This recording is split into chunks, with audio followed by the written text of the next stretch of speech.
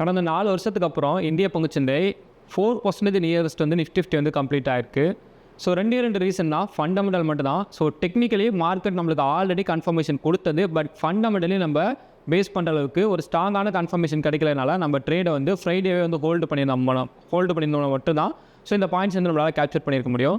அப்படின்னா இன்டர்டேயில் நம்மளுக்கு சான்ஸ் இல்லையானா கண்டிப்பாக சான்ஸ் இருந்துச்சு, பட் ஒரு ஸ்ட்ராங்கான ஒரு அப் ட்ரெண்டுக்கான கன்ஃபர்மேஷன் எனக்கு கிடைக்கல. அதாவது ஸ்ட்ராங்காக எனக்கு ஒரு என்ட்ரி பாயிண்ட்டுக்கான ஸ்ட்ராங்கான கன்ஃபர்மேஷன் கிடைக்கல. எனக்கு ஒரு டவுன் ட்ரெண்டுக்கான ஒரு ரீட்ரஸ்டன்ட் தான் நான் ஃபோக்கஸ் பண்ணி, அது ரீட்ரஸ்டன்ட் எனக்கு ஸ்ட்ராங்காக கிடச்சிருந்தா மட்டும் தான் நான் அப் ட்ரெண்டுக்கு வந்து ஃபோக்கஸ் பண்ண முடியும். ஸோ எனக்கு இன்றைக்கி ஒரு ட்ரேட் ஒரு 2 பாயிண்ட் ப்ரீமியம் வந்து எஸ்எல் அடிச்சது. ஸோ அதோட டே வந்து நம்ம வந்து க்ளோஸ் பண்ணியாச்சு.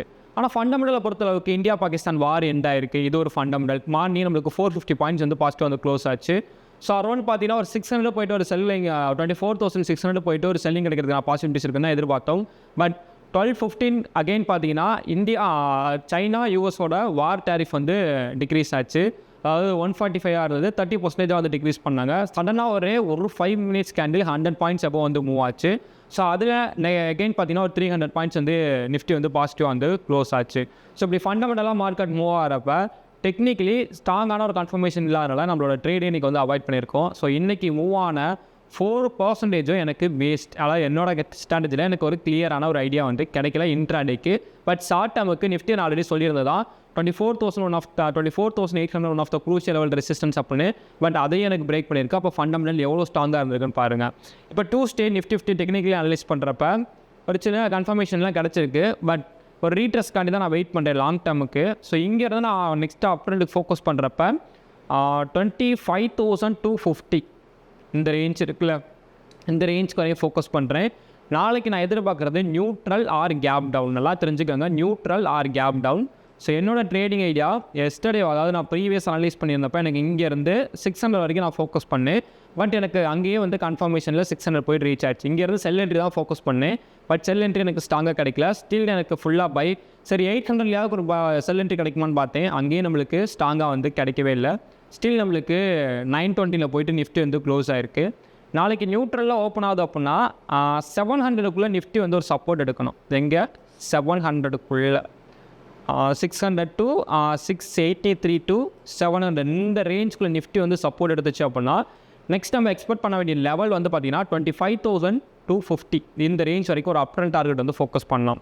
இப்போ டவுன் ட்ரெண்டுக்கு இதை பிரேக் பண்ணுது அப்படின்னா டவுன் ட்ரெண்டுக்கு வந்து 580 வரைக்கும் ஒரு டவுன் ட்ரெண்டுக்கான கன்ஃபர்மேஷன், அதாவது அது இங்கேயே கிடச்சிருச்சு அப்படின்னா நம்ம ஃபோக்கஸ் பண்ண வேண்டியது 580 வரைக்கும் ஃபோக்கஸ் பண்ணலாம். சப்போஸ் அது நம்மளுக்கு இங்கே கிடைக்கல அப்படின்னா நம்ம இங்கேருந்தே அப் ட்ரெண்டுக்கும் இந்த லெவலில் இருந்து அப் ட்ரெண்டுக்கு மட்டும் தான் நம்ம ஃபோக்கஸ் பண்ண போகிறோம். இதுதான் நம்மளோட இன்ட்ராடே சார்ட். நாளைக்கு நான் ஃபோக்கஸ் பண்ண வேண்டியதும் இந்த மாதிரி தான் இருக்க போகுது. நியூட்ரல் கேப் டவுனில் ஓப்பன் ஆச்சுன்னா எனக்கு இந்த 732 இந்த ரேஞ்சுக்குள்ளே எனக்கு நிஃப்டி வந்து சப்போர்ட் எடுத்துச்சு அப்படின்னா இங்கேருந்து நான் அப் ட்ரெண்ட் என்ட்ரிக்கு ஃபோக்கஸ் பண்ணி என்னோட ஃபர்ஸ்ட் டார்கெட்டாக இந்த லெவலும் நெக்ஸ்ட் டார்கெட்டாக இந்த லெவலும் நான் ஃபிக்ஸ் பண்ணுவேன். அண்ட் அடுத்து நான் ட்ரைனிங் மூவ் பண்ணி 25,100 வரைக்கும் நான் ஃபோக்கஸ் பண்ண ரெடியாக இருக்கேன். அதாவது 60 to 100 வரைக்கும் நான் ஃபோக்கஸ் பண்ண ரெடியாக இருக்கேன். அண்ட் நெக்ஸ்ட்டு பார்த்தீங்கன்னா 250 வரைக்கும் நம்மளுக்கு ஒரு சான்ஸ் வந்து அப் ட்ரெண்டுக்கு வந்து இருக்குது. இப்போ டவுன் ட்ரெண்டுக்கு சில ஃபண்டமெண்டல் ஈவெண்ட்ஸில் ஏதாவது டேட்டாஸ் சேஞ்ச் ஆனால், அதாவது வார் அகைன் ஸ்டார்ட் ஆனாலோ இந்த மாதிரி நடந்தால் மட்டும்தான் டவுன் ட்ரெண்டுக்கு பாசிபிலிட்டிஸ் இருக்குது. அதுக்கு இடையில நம்மளுக்கு டவுன் ட்ரெண்டுக்கான சான்ஸே கிடையாது. அப்போ இந்த ரேஞ்சுக்குள்ளே நம்மளுக்கு கண்டிப்பாக இங்கே வந்து தான் சப்போர்ட் எடுக்குமானா இந்த ஒவ்வொரு ரீட்ரஸ்ட் ஏரியாவும் நம்மளுக்கு ரொம்ப குரூஷியலான லெவல் தான். இந்த லெவலும் இந்த லெவல் எல்லாமே ஒரு குரூஷியல் லெவல் தான். ஸோ இந்த லெவலில் எனக்கு ஸ்ட்ராங்கான ஒரு ரீட்ரஸ் பண்ணுது, அதாவது சடனாக ஒரு ரீட்ரஸ் பண்ணிட்டு போகுதுன்னா மட்டும்தான் எனக்கு பாசிபிள். இல்லைனா அது எனக்கு இவ்வளோ தூரம் வந்து தான் எனக்கு ரீட்ரஸ் பண்ணணும். அது இங்கேருந்து ரீட்ரஸ் பண்ணால் மட்டும்தான் எனக்கு அப் ட்ரெண்டுக்கு வந்து நான் ஃபோக்கஸ் பண்ணுவேன். இப்போ டவுன் ட்ரெண்டுக்குன்னா இந்த ரேஞ்சிலேருந்து எனக்கு நெக்ஸ்ட்டு கன்ஃபர்மேஷன் கிடைக்கணும். டவுன் ட்ரெண்டுக்கு இந்த ரேஞ்சிலேருந்து எனக்கு நெக்ஸ்ட்டு டவுன் ட்ரெண்டுக்கு கன்ஃபர்மேஷன் கிடச்சிச்சு அப்படின்னா இங்கேருந்து ஒரு 450 வரைக்கும் நான் ஆல்ரெடி சொல்லியிருந்தேன். இந்த ரேஞ்ச் டு 525 அந்த 450 to 525 இந்த ரேஞ்சுக்குள்ளே ஒரு டவுன் ட்ரெண்ட் என்ட்ரிக்கான ஒரு டார்கெட் புக் பண்ண நம்ம ரெடி ஆகும். ஓகேங்களா? ஸோ இன்றைக்கி லைவ் வந்து மோஸ்ட்லி அட்டன் பண்ணியிருப்பீங்க. பட் உங்களுக்கு வேஸ்ட் ஆஃப் த டைமாக இருக்கும். பட் எனக்கு சம் லேர்னிங்லாம் எனக்கு இருந்துச்சு. ஏன்னா டவுன் ட்ரெண்டுக்கு நான் எந்தெந்த இடத்துல ஃபோக்கஸ் பண்ண நினைக்கிறேனோ ஸோ அந்தந்த இடத்துல ஒரு ஸ்ட்ராங் கன்ஃபர்மேஷனில் என்ட்ரி எடுப்பேன். பட் ஃபண்டமெண்டலாக எனக்கு நிஃப்டி நடக்கிறப்ப எனக்கு டெக்னிக்கலி ஸ்ட்ராங்கான ஒரு கன்ஃபர்மேஷன் கொடுக்கவே போச்சு.